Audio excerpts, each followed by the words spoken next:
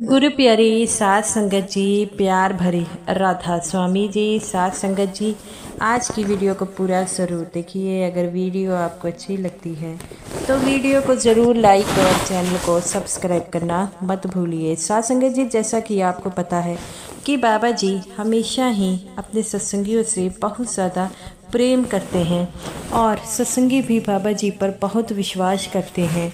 और जो भी सत्संगी सेवा में आता है वह यही श्रद्धा लेकर आता है कि हम पूरे मन से और श्रद्धा से जो है वह सेवा करें। तो साध संगत जी, आज की जो साखी है वह एक ऐसे सत्संगी की साखी है जो हमेशा ही बाबा जी पर विश्वास करता था।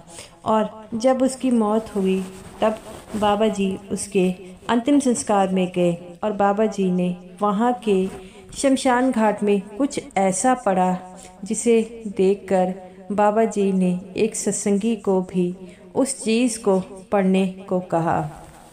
साध संगत जी, ये जो साखी है ये एक ऐसे सत्संगी की साखी है जो हमेशा ही बाबा जी का बड़ा खास सेवादार था। और जब से बाबा जी ने गद्दी संभाली है वह सेवादार भी तब से सेवा कर रहा है। वह अपनी जवानी के समय से ही सेवा कर रहा है और बाबा जी उसे अच्छी तरह जानते हैं। बाबा जी उसे कहते कि अब तुम्हारा शरीर कमज़ोर हो गया है, अब तुम्हें आराम से बैठना चाहिए। लेकिन वह कहता है कि बाबा जी, जब तक मेरे शरीर में प्राण है मैं सेवा करूँगा। उसका ऐसा भाव देखकर बाबा जी बड़े खुश होते हैं। वह बाबा जी को कहता है कि बाबा जी, आप भी तो सेवा कर रहे हैं तो हम क्यों नहीं। तब बाबा जी हंसने लग पड़ते हैं। बाबा जी कहते हैं कि मेरे सतगुरु ने तो मुझे यही कहा है कि और मेरी संगत को संभालना, और मैं आज तक उनकी संगत को बड़े प्रेम से संभाल रहा हूँ। तब वह कहता है कि बाबा जी, हम भी जो है आपके हुक्म को मान रहे हैं और आप ही तो हमेशा ही कहते हैं कि सेवा करनी चाहिए, जितनी हो उतनी करनी चाहिए। तो बाबा जी उसकी बातों से हंसने लग पड़ते हैं और ऐसे ही कुछ समय व्यतीत हो गया। वो सेवा पर नहीं आ रहा था।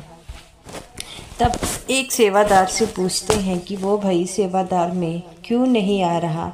तो वो कहता है कि बाबा जी, आपको तो पता है कि उनको सेवा का बड़ा ही जुनून था। तभी बाबा जी कहते हैं कि मैं तभी पूछ रहा हूँ वो क्यों नहीं आ रहे। तो वो कहता है कि बाबा जी, उनकी हालत काफ़ी गंभीर है, वह हॉस्पिटल में हैं। तब बाबा जी कहते हैं, बेटा, मैं अगर मुझे मौका मिला तो उनका हाल चाल पूछने मैं ज़रूर जाऊंगा, लेकिन अगर नहीं जा पाया तो तुम ज़रूर जाना। वो कहता है कि बाबा जी, मैं कल ही होकर आया हूँ, उनकी हालत ठीक नहीं है, लगता है कि वह श्वास छोड़ देंगे। तब वह बाबा जी कहते हैं, बेटा, ये तो उस मालिक की मर्जी है, कब श्वास छोड़ना है ये तो वही जान सकता है और हम नहीं जान सकते। तभी वह कहता है कि बाबा जी, आपको जो है वह उस सत्संगी के मन में बहुत ही सेवा का भाव है। बाबा जी समझाते हैं, बेटा, मास्टर जी भी ऐसे थे, उनके मन में भी बड़ा सेवा का भाव था। ऐसे ही 2 दिन बाद वो सेवादार आता है और कहता है कि बाबा जी, उस सत्संगी का स्वर्गवास हो गया। बाबा जी कहते हैं, कब? वो कहता है, आज सुबह। तब बाबा जी कहते हैं कि मैं देखता हूँ, मुझे उनके संस्कार में जाना होगा। तब वो कहता है कि हाँ बाबा जी, आपको तो उनके संस्कार में ज़रूर जाना चाहिए। और उतना कहते ही वह कहते हैं कि चलो बाबा जी, हम सभी चलते हैं। बाबा जी कहते हैं, जितने भी सेवादार हैं उन्हें कह दीजिए कि जिसने भी जाना है, उस भाई की ऐसे डेथ हो, चोला छोड़ दिया है, तो हम सबको सेवा में ज़रूर उनके अंतिम संस्कार में जाना चाहिए। उन्होंने भी जो है सच्चे मन से सेवा निभाई है और अब हमारा फ़र्ज़ है कि उनकी अंतिम यात्रा में हम भी उनके साथ हो। तभी सभी सेवादार जो थे बाबा जी की बात मानकर तैयार हो जाते हैं। और सभी वहाँ पर जो जाते हैं और उनके अंतिम संस्कार की तैयारी हो रही थी। बाबा जी वहाँ पर पहुँचते हैं, जिसे उसके परिवार वाले देखकर बड़े हैरान हो जाते हैं। तब बाबा जी कहते हैं कि ये तुम्हारे इन्होंने बड़ी सेवा की है। मैं इन्हें हमेशा कहता था कि आपकी उम्र हो गई है, लेकिन ये बैठते नहीं थे, इसीलिए मेरा भी फर्ज था कि मैं इनकी अंतिम विदाई में इनके साथ आऊँ। तभी उनकी पत्नी जो थी वह देखकर बाबा जी को रोने लग पड़ती है। बाबा जी कहते हैं, बेटा मालिक की रूह थी, मालिक ले गई। वो कहती है, बाबा जी इन्होंने बड़ी कमाई की है। तब बाबा जी कहते हैं, बेटा जिनकी इन्होंने कमाई की है तो मालिक उनकी संभाल ज़रूर करेंगे। तुम किसी प्रकार की चिंता मत करो। जिन्होंने कमाई की है वह अच्छी जगह पर ही जाते हैं, सचखंड के अधिकारी बनते हैं। और इन्होंने सेवा के साथ साथ जो है वह सिमरन भी बहुत ज़्यादा किया है। उनकी पत्नी कहती है, बाबा जी आप सही कहते हैं, इन्होंने बहुत सिमरन किया। जब भी मौका मिलता ये फजूल की बातें किसी से ना करते, सिर्फ और अपने सिमरन पर ध्यान देते और कहते हैं कि मैंने इतने बड़े गुरु से नामदान लिया है, अगर उन्होंने हमारी जिम्मेवारी ली है तब हमारी भी ये जिम्मेवारी बनती है कि हम भी उनका साथ दें और हम भी भजन सिमरन पर ज़रूर बैठें। उनकी पत्नी कहती है कि बाबा जी आप पर विश्वास रखते हैं, आप हमेशा ही उनका साथ देते हैं। तब वह कहते हैं, बाबा जी बेटा किसी प्रकार की चिंता मत करो, अगर कोई भी परेशानी हो तो मुझे ज़रूर बताना। वो कहती है, मालिक आप तो हमेशा हमारे साथ हैं, क्योंकि हम हमेशा ही भजन सिमरन जब भी हम भजन सिमरन करते हैं, आंखें बंद करते हैं तो आपका नूरी स्वरूप हमारे पास आ जाता है।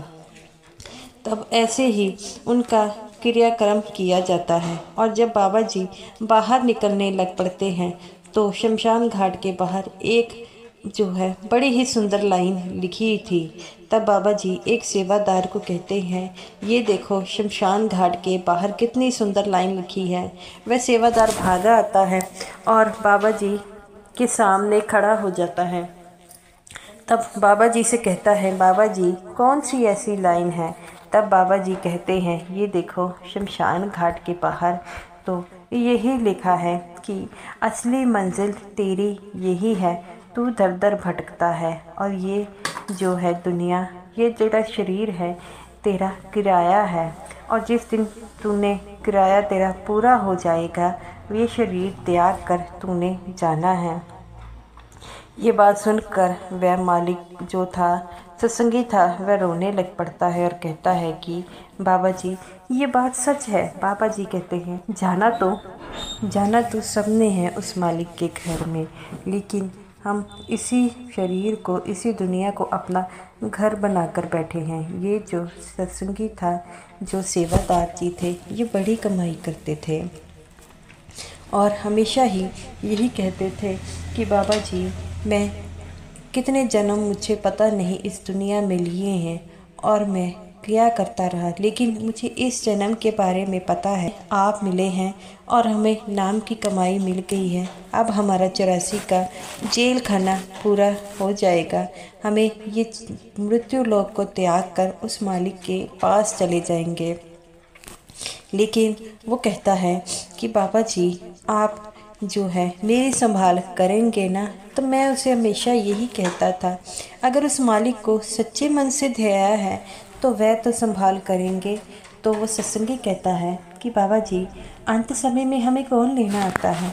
तब बाबा जी कहते हैं, बेटा अंत समय में वो मालिक ही लेने आता है, जिसने तो उससे जीते जी रिश्ता जोड़ा होगा वह उसे पहचान जाएगा, और जिसे मृत्यु का भय होगा वो उन चीज़ों को देखकर डरेगा और कि मेरी मौत आ गई है। और जो अपने जीवन से बहुत ज़्यादा प्रेम करेगा वह अपने शरीर को छोड़ नहीं सकेगा, क्योंकि उस आत्मा को भी ये जब शरीर छोड़ता है तब वह भी इस शरीर को छोड़ नहीं पाती। लेकिन जो है जब मौत आती है तब वह ज़बरदस्ती इस शरीर को वह ले जाते हैं और आत्मा अपने शरीर को जब देखती है और वह समझ नहीं पाती कि क्या हो गया है उसके साथ। लेकिन जैसे जैसे उसे एहसास होता है तब वह इस बात को समझ पाता है, जो तो सत्संगी है उन्हें तो पता है कि क्या होगा और हमने कौन से कर्म किए हैं जिसे हमें भोगना पड़ेगा। लेकिन जो पापी इंसान है वह इस संसार को छोड़ना नहीं चाहते। वह तिल मिलाएंगे और दोबारा अपने शरीर में घुसने की कोशिश करेंगे, लेकिन जो है वह दोबारा घुस नहीं पाएंगे। जब एक बार शरीर से आत्मा निकल जाती है तो वह दोबारा शरीर में नहीं घुसती। लेकिन पापी इंसान इसे दोबारा पाने की कोशिश करता है। जो तो सत्संगी होता है वह अपने मालिक के साथ चला जाता है और मालिक भी उसकी संभाल कर लेते हैं। तब वो सत्संगी पूछता है कि बाबा जी, मालिक सबकी संभाल करता है? तो बाबा जी कहते हैं, बेटा ये ज़रूरी नहीं है कि हमें तो उस पर विश्वास रखना होगा। जो अपने मालिक पर विश्वास किया रखा होगा, जिसने शब्द की कमाई की होगी, मालिक उसके साथ हमेशा ही रहता है। तभी उस सत्संगी की बीवी आती है और बाबा जी से कहती है कि बाबा जी, आप यहाँ पर आए यही हमारे लिए काफ़ी है। हमें कभी सोचा नहीं था कि आप यहाँ पर आएंगे। तब बाबा जी कहते हैं, बेटा मैं अपने बच्चों के लिए जो भी मुमकिन कोशिश है मैं करता हूँ। मैं अपने बच्चों को यही समझाता हूँ कि नाम की कमाई कर लो, लेकिन वह समझते नहीं हैं। तो वो कहती है कि मेरे पति अंत समय में जो थे आपको स्मरण रहे थे और यही कह रहे थे कि बाबा जी मुझे लेने आओ। जब उनका अंत समय आया तब उन्हें मालिक के दर्शन हुए। तब इस बात से हमें भी बड़ी खुशी हुई कि आपने उनकी संभाल की है। तब बाबा जी कहते हैं, बेटा मैं कौन होता हूँ संभाल करने वाला? जिन्होंने शब्द की कमाई की है उनकी संभाल तो मालिक करता है। मालिक जो है वह सभी को अपने साथ लेकर जाता है। आप किसी प्रकार की चिंता मत कीजिए, मालिक हमेशा हमारे साथ हैं। और ज़िंदगी में जो हमें दुख जो तकलीफ़ें होती हैं वो इस करके नहीं होती कि उस मालिक ने दी है, ये सब हमारे कर्मों का चक्कर है।